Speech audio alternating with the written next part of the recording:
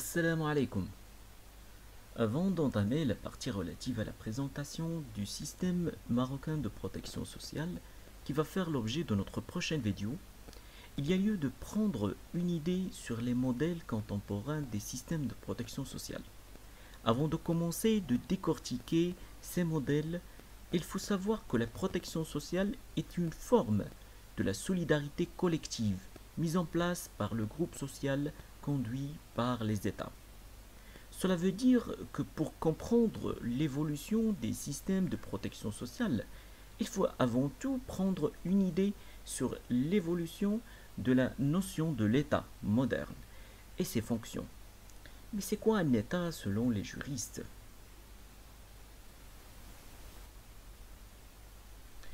Les juristes du XXe siècle définissent l'État par l'existence de trois éléments constitutifs.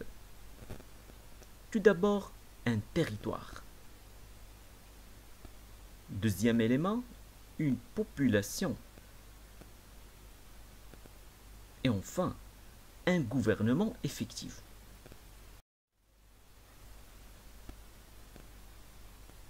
Depuis longtemps dans l'histoire, l'État gendarme était la seule forme de l'État qui règne.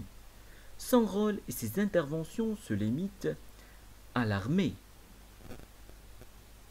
pour défendre bien sûr le territoire et maintenir l'ordre. Et deuxièmement, les impôts, collecter les fonds nécessaires pour le fonctionnement de l'État. Ce sont les fonctions qu'on appelle fonctions régaliennes de l'État. Pour le sociologue Max Weber, l'État revendique le monopole de la violence légitime, voir son livre Le savant et le politique.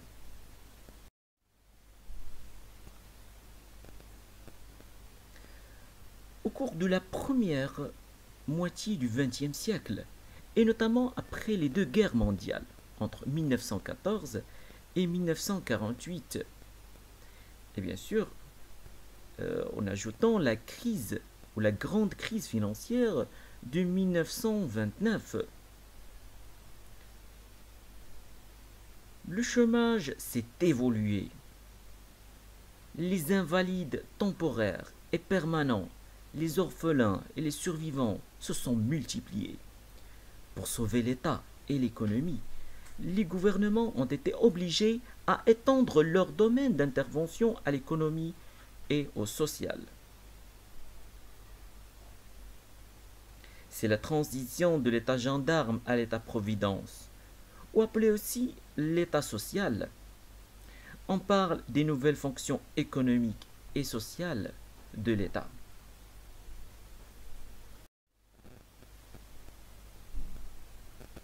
Certains historiens pensent que l'État-provident a été lancé bien avant en Allemagne par Otto von Bismarck et sont en pleine révolution industrielle. À l'époque, exactement pendant la deuxième moitié du XIXe siècle, l'Allemagne était en difficulté économique et était en train de chercher à sauver son économie. Elle a même adopté en 1873 une nouvelle politique économique protectionniste et a développé son industrie. Dans ce temps d'acclimatation industrielle, plusieurs risques d'accidents de travail graves et souvent coûteux se multiplient considérablement. La révolution industrielle. Le travail dans l'industrie à l'époque était très risqué parce qu'il implique le contact direct de la main-d'œuvre avec des outils et objets perforants, lourds, coupants chauds ou avec des machines ou des substances dangereuses. Sans oublier qu'à l'époque, les mesures de sécurité ont été moins présentes qu'aujourd'hui. À cet effet, et pour délimiter le risque industriel et garantir une couverture sociale à la main-d'œuvre qui travaille dans ce secteur très risqué, motif managérial, et juguler les mouvements syndicalistes et marxistes à l'époque, motif politique, Otto von Bismarck a mis en place le premier modèle du système de protection sociale dans le monde.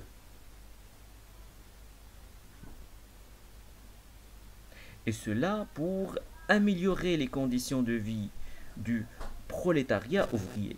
C'est l'émergence de l'État-providence et du premier modèle moderne d'un système de protection sociale.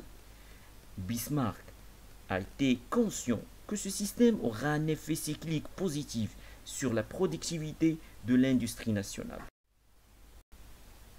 Alors le premier modèle de protection sociale est apparu en Allemagne en 1880.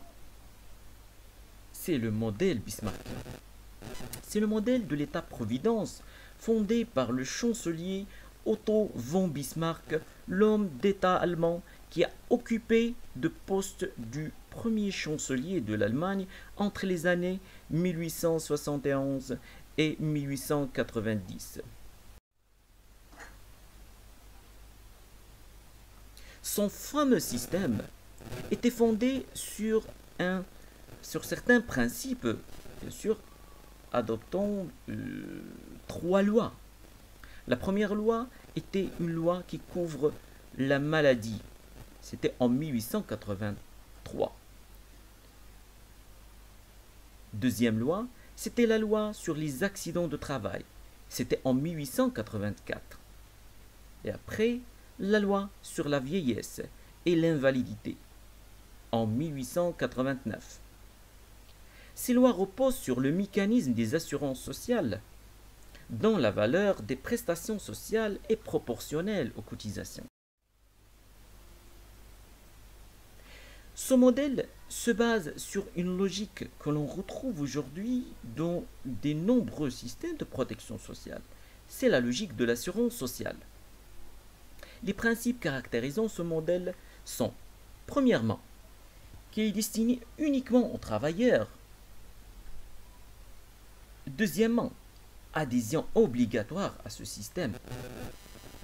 Troisièmement, un système est financé par la participation des ouvriers et des employeurs qui prend la forme de cotisation sociale.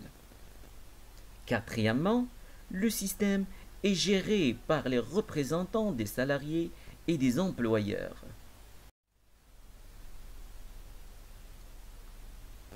C'est après un schéma représentant le circuit reliant les travailleurs assurés et leur caisse de protection dans un système bismarckien.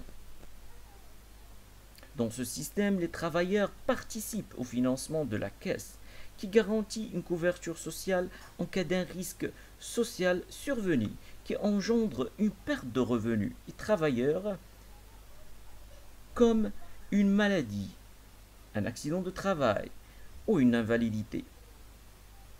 Les prestations sont la contrepartie des cotisations dans ce cas.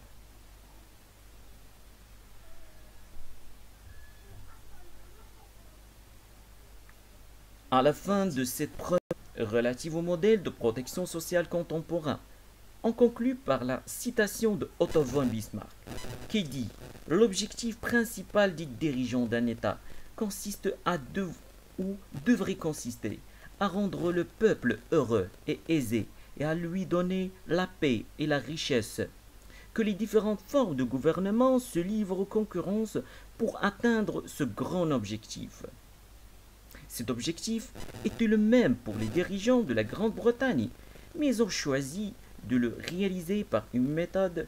Après plusieurs essais et échecs, ont décidé d'adopter un nouveau modèle totalement différent. C'est le modèle qui va inspirer plusieurs États après et qui constituera le deuxième modèle de protection sociale dans l'histoire. C'est ce qu'on va découvrir dans notre prochaine vidéo.